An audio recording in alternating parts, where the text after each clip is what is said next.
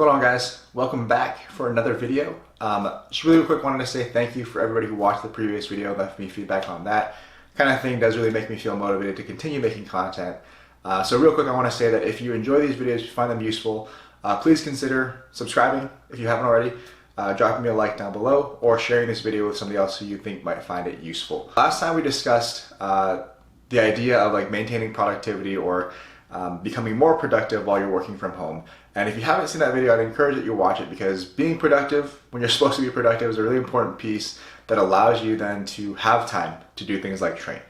But today we're going to be talking about how to make sure that your training is still effective regardless of whatever limitation you are facing in this trying time of sheltering in place, quarantining, whatever they're calling it where you live.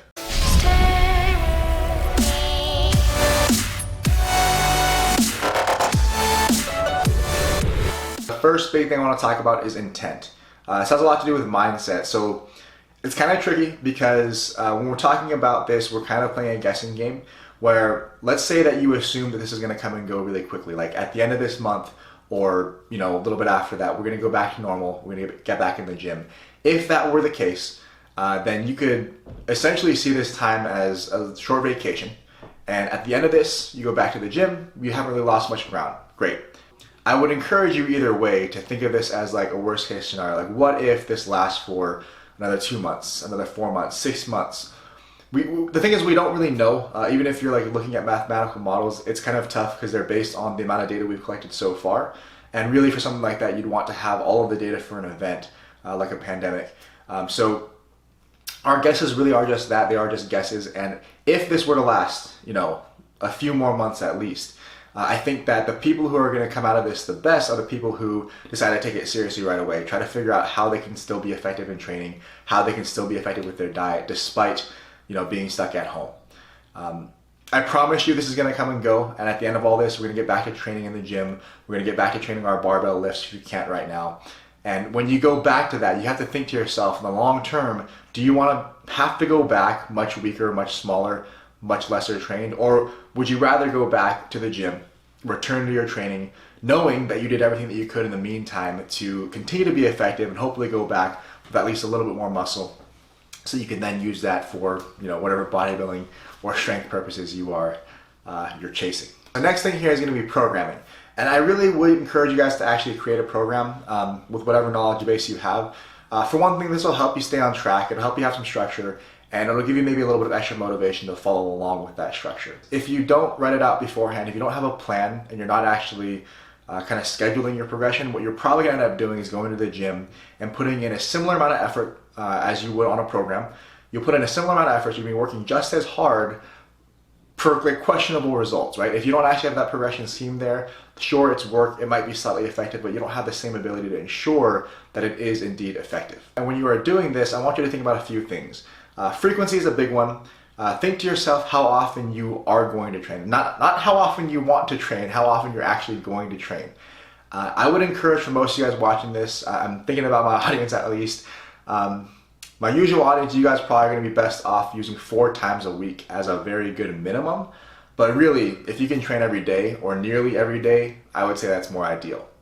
At the very least, if you're not training, if you're not resistance training, try to do something. Like, even if you're just going for a walk, even if you are, going for a jog, jumping rope at home, shadow boxing, whatever you can do something every day. Because if you're stuck at home all day and you're not active, it's a great way to lose your head while you're in quarantine. So if you intend to train every single day or very near that, there's a couple of different ways you can break this down. I would encourage that you alternate, either upper, lower, or you can go anterior, posterior.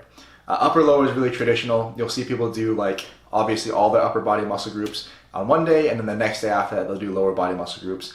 Anterior, posterior is a little bit less common, and there's a good reason for that. There's a little bit more interference. So a traditional anterior, posterior split would be like, if we go this way, we would train chest, abs, biceps, maybe delts, and quads together. And then on your posterior day, you'd be maybe doing like traps, back, rear delts, glutes, hamstrings, calves, etc. Either one, though, it would allow you to train pretty much every single day back to back without much concern for recovery. You don't have to worry too much about whether or not you've had enough time for that muscle group you just trained to recover. No matter what you do, if you're training every single day, in that manner, you're giving yourself at least one full day for that muscle group or whatever muscle group to recover from that stimulus before you try to stimulate again. Now, this is especially helpful when you're starting a new training program. When you start training upper lower in that style, or training at home with different exercises that you're not used to doing, different rep ranges that you're not used to doing, a lot of that is going to be novel stimulus, which just means that it's going to create more muscular damage. And at first, it's going to be a lot of soreness. It's going to require a little bit more recovery time. So having that alternating structure really helps to make sure that no matter how often you train, you'll have ample time to recover. As with most training programs, I recommend that you still go about this in cycles if you can. A really, really simple breakdown of that. We're not going to get too in depth here, but really simple breakdown of that would be if you know your current work capacity is here, we're going to start you a little bit lower than that in the beginning of the training cycle. Over the course of that training cycle, we're going to ramp up, we're going to pass current capacity and overreach for a little bit. As we're overreaching, we're kind of approaching or pushing your current limits past those limits, and we'll overreach for a short period before we decide to reset. So traditionally, we might test maxes or deload. In this case, we might just go for a new training cycle where we reset a little bit lower. But starting point of that first cycle to starting point of that second cycle, they are still going to be increasing. It's just that the graph over time is going to look a little bit more like this. Last thing here, I know I've mentioned this before, but if you guys are struggling to create a program, or if you feel like you just don't know enough to do that with, that's totally fine. There's so many good programs out there right now. The fitness community has kind of come together. A lot of coaches are putting out stuff for free. I have a free program as well. If you want access to that, all you have to do is shoot me an email, and I will send you an email back from Google Sheets getting you your own copy of that training program. You can pretty much do that with whatever amount of equipment you have at home. Creativity. This is a really important thing for you guys training at home. Most of you probably don't have a home gym set up. If you do, then this video is kind of irrelevant. For one thing, when it comes to exercise selection, at a bare minimum, I'd recommend that you program at least one movement to cover every muscle group. Now that doesn't mean that you have to do an isolation movement for every single one. You could very well cover 3 muscle groups at once, depending on if you're doing a compound lift. It's just that compound lifts are going to require a little bit more weight for you to do that effectively. So if you can't do compounds, cover your bases that way, then you can for any muscle groups that you didn't cover. Or if you have any lagging muscle groups, you can go ahead and program isolation movements. And that, kind of a side note there, with the isolation stuff, the fewer muscles you involve, generally speaking, you can use a little bit less weight and still be very effective, not touching gigantically high rep ranges. When it comes to resistance itself, you can be a little bit creative with this, or you can improvise weight. I've seen people on my team using rice bags, ammo cans, water jugs. You can even combine resistance. So if you have either dumbbells or barbells at home, you also have bands. You can combine the two to increase your resistance and also make that a little bit more dynamic if that's what you're looking for. If you don't have enough resistance to work with, let's say you're doing a certain exercise that's just, it's the best fit for you given whatever options you have there, and you just don't feel like you have enough weight to use a practical rep range or your desired rep range, you can always add complications, things like tempo. So you can manipulate tempo a little bit, either doing slow negatives, or you can do pauses in the middle of your range of motion, or you can do speed reps. So many different complications that you could add in there, though. Basically, all you'd be doing is increasing the difficulty without actually increasing the load. I will say, though, one thing about these complications is that they tend to increase they tend to increase metabolic stress. So the amount of work that you're doing without increasing mechanical tension. And in order of importance, mechanical tension tends to be more important for hypertrophy. So you'd like to prioritize making movements as hard as you can with resistance first, and then if you run out of room to adjust there, then go ahead and mess around with the complications a little bit. When it comes to intensity, ideally, if you have the ability to get enough resistance, like I said, you would load up the resistance first and try to use normal rep ranges. If that's the case, you can go ahead and train at that normal rep range, in which case we would probably keep you a little bit shy of failure. In normal training, I'm not usually programming training blocks where people are always at an RPE 10 or RER 0. We just wouldn't do that. You don't gain a lot in higher intensity loads. You don't gain a lot by always approaching failure. That said, this is a unique situation where a lot of you guys are going to run into the problem of not having enough resistance, and you are getting into really, really high rep ranges, kind of uncharted territory for you. I would say if you are, and this is a massive generalization, but if you are in the range of approaching 20 or more reps per set to get to failure, at that point you probably can and should get closer to, if not to, failure for many of your sets. Last bit here is support systems. So I know this is going to sound a little bit silly, but if you live with people and you guys are kind of quarantining together, or your family, your friends, If there's any way for you to share your workouts with the people around you, I think that's a great thing to do. For one thing, to encourage other people also to take care of themselves and stay active and stay healthy.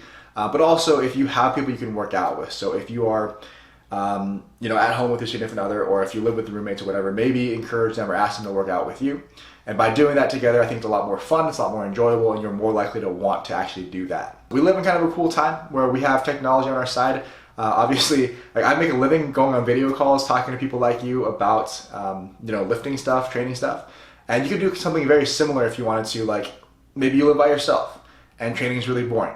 And you miss the social aspect of the gym. I bet you a lot of your friends feel the same way. Reach out to your gym buddies, reach out to your friends who train as well, and see if they would want to hop on a video call to quote unquote train together. I know it's not the same thing as being there in person, but it's the next best thing. I think it can be just as fun, or at least very close to as fun as being there in person. The last thing you can try to do here is post it online. So like if you have an Instagram, Facebook, YouTube, whatever, record your training sessions or document it online. This is useful in two ways. One, again, it kind of encourages other people to do the same thing, so you're sort of leading by example. But also, if you tell people what you intend to do, like you tell people, I'm going to train 5 times this week, and I'm going to post it on Instagram every single time I train. If you tell people about it, and then you actually go about documenting your follow-through, it does encourage you to follow through. Social reinforcement is a very powerful thing, whether it's positive or negative.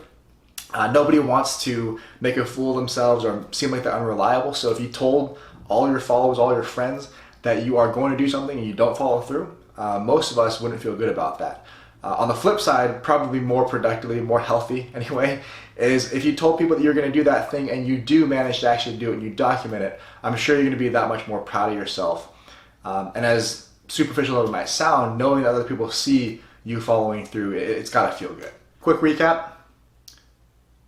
If at all possible, make sure that you have that intent in place. Your mindset needs to be in a certain spot where you confirm with yourself that you intend to be productive. As long as you know that and you are committed to that, you will find a way to do so. If you have the knowledge base to do it, make sure you write a program or find one online. If you don't have that knowledge base, find one online, run it. Either way, having some sort of structure before you go in helps a lot to keep yourself accountable. When it comes to the actual exercises and the breakdown, you're gonna have to be a little bit creative, possibly finding ways to increase resistance. And if you can't, if you get kind of stuck there, intensity matters a whole lot as well. So with the lighter stuff, if you can't work up into higher resistances, or if you're getting kind of impractically high rep ranges, go ahead and chase failure a little bit more frequently. That's gonna be one of your best ways to ensure that your training is indeed effective. And last bit here is don't be afraid to lean on the people that you have around you or that would normally be a part of your circle. We live in a cool time, right? We have access to our friends and family even when they're not there physically. So don't be afraid to do that. Reach out to people. I'm sure they need you as much as you need them.